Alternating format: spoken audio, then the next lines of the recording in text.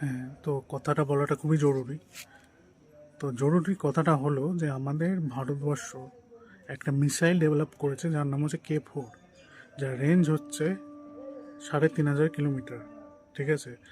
আর 3,000 kilometre মানে পর্যন্ত রেঞ্জের মিসাইল ছখানা দেশের আছে এখনো পর্যন্ত। ভারত হলো 6 নম্বর, ইউকে, ইউএস, রাশিয়া আর ফ্রান্স হলো 4টে, আর এদিকে হচ্ছে চীন, ভারত 6টা। ঠিক আছে, 6টা হয়ে গেল। তো আর এটা হচ্ছে আপনার নিউক্লিয়ার মিসাইল K4, যেটা আপনার সাবমারিন থেকে ছাড়া হয়। আমাদের দুখানা সাবমারিন আছে, নিউক্লিয়ার সাবমারিন, আইএনএস আরিহান্ত আর আইএনএস আরিহাট বা এরকম কিছু একটা নাম হবে। তো বুঝতে পারছেন তো আপনি আমাদের দেশের সামরিক শক্তি কতটা, আপনাদের থেকে অনেক অনেক গুণ বেশি।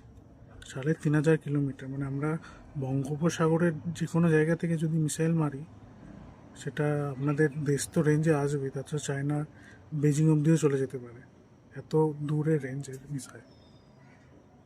আর এদিকে আপনারা বলছেন যে না ভারতবর্ষে না আমরা সব ধ্বংস করে দেবো, আমরা চিকেন নেক বড় করে দেবো, আমরা 7 সিস্টার নিয়ে নেব। এই 7 সিস্টার নিতে গিয়ে আপনাদের দেশের ওসমান হাদি ভাই মারা গেল। কে মেরেছে? আমরা তো মারিনি, আমাদের তো খেয়ে দিয়ে কাজ নেই যে আপনাদের দেশের লোককে মারতে যাবো।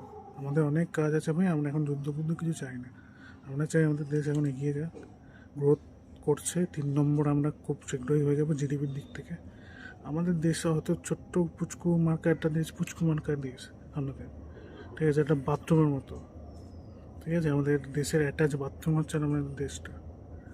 সেই দেশটা, আমাদের অত সময় নেই যে আপনাদের পেছনে পড়ে থাকবো।